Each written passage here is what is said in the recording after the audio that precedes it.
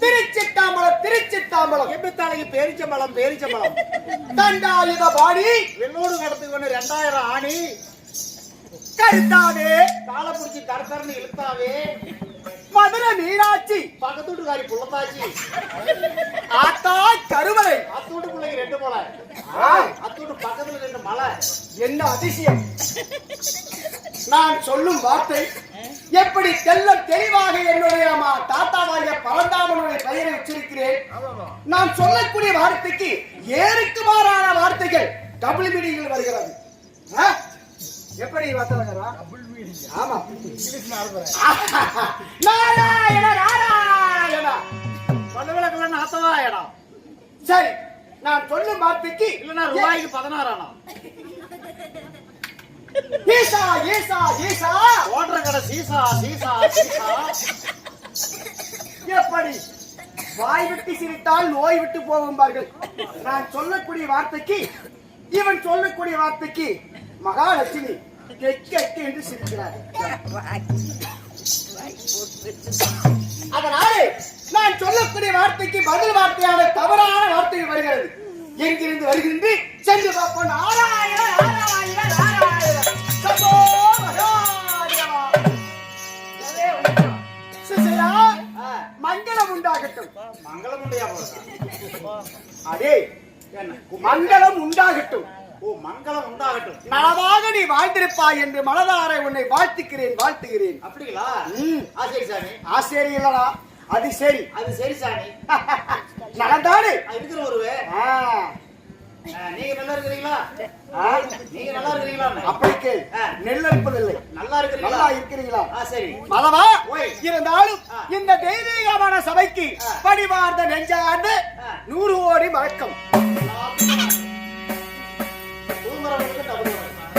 அடே பைத்தியக்காரன், என்னடா ஆச்சரியமா இருக்கிறது? என்ன விடிய வரைக்கும் நாடகத்தை வைத்திருக்கிறார் இந்த பெரியோர்கள்.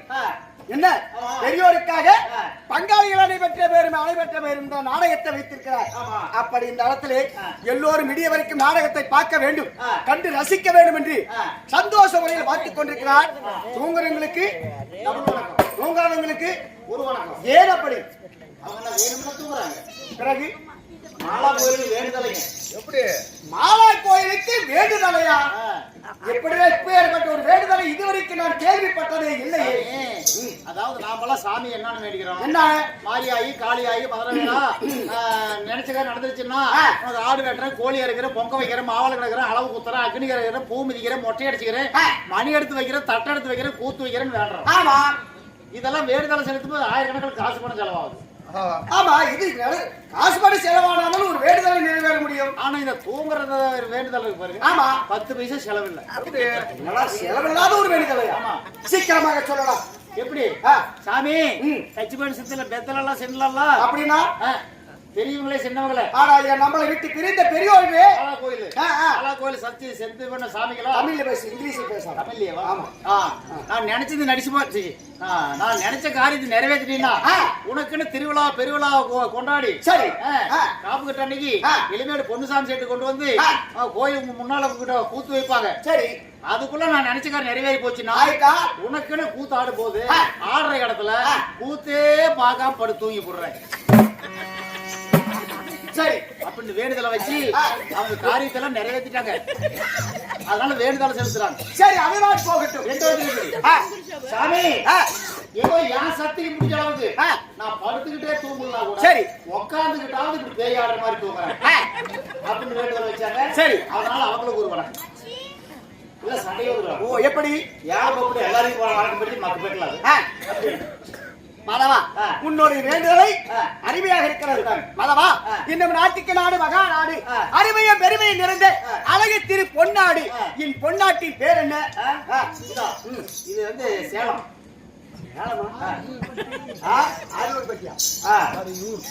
ஆரியூர் கட்டி சேர்ந்து என்ன நம்மளை விட்டு தெய்வலோகம் சொர்க்கப்பதிக்கு 4ஆம் ஆண்டில் அடைந்து நம்முடைய பெற்றோர்கள், பெத்த பிள்ளைகள், பேர பிள்ளைகள், அனைப்பட்ட பேர் சிறியோர்கள், பெரியோர்கள், நம்மளை விட்ட பெரியோர்கள்லாம் பெருத்து ஒரு அதாவது கல் சிலையாக இங்கே இருக்கிறார்கள் இல்லையா?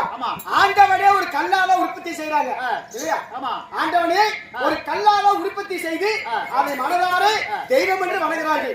அதை போல நம்மளை பெற்றோர்கள், பெரியோர்கள் எல்லாம் நம்மளை பிரிந்த தெய்வம் என்று நினைத்துதான் வருடம் ஒரு முறை மாலா கோவில் என்று சொல்லி அதுக்கு ஒரு பெயரை வைத்து நம்மளை பிரிந்த பெரியோருக்கு அதாவது பெருத்த ஒரு விழாவாக வருடம் ஒரு முறை நடத்தி கொண்டு வருகிறார்கள். ஆமா, அப்படி தெய்வத்தை எடுத்து கொண்டாடினால் தேதாக மழை பொழியும்பார்கள். அதை போல நம்மளை பிரிந்த பெரியோர்களுடைய திருவிழாவை எடுத்து நீ சிறப்பாக கொண்டாடினால் நமக்கு காத்து, கருப்பு, பில்லி, சூரியன், நடி, நடக்கம் எந்த ஒரு கெட்ட கிரகம் எல்லாம் அனல் விலகும் என்று நம்முடைய பெரியோர்கள் அதாவது பொதுமக்களுடைய நம்பிக்கையோடு பெரியோர்கள் எடுத்து கொண்டாடுகிறார்கள்.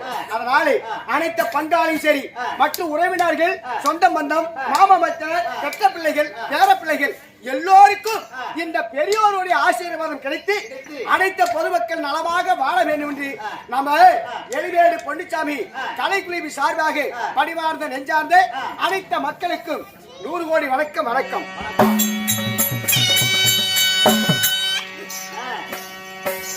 அப்படியாக இருந்தால் இந்த ராஜசபையை இன்று நடத்தக்கூடிய நாடகம் என்னங்க? இன்று கண்ட புராணம் எத்தனையோ புராணங்கள் இருக்கிறது.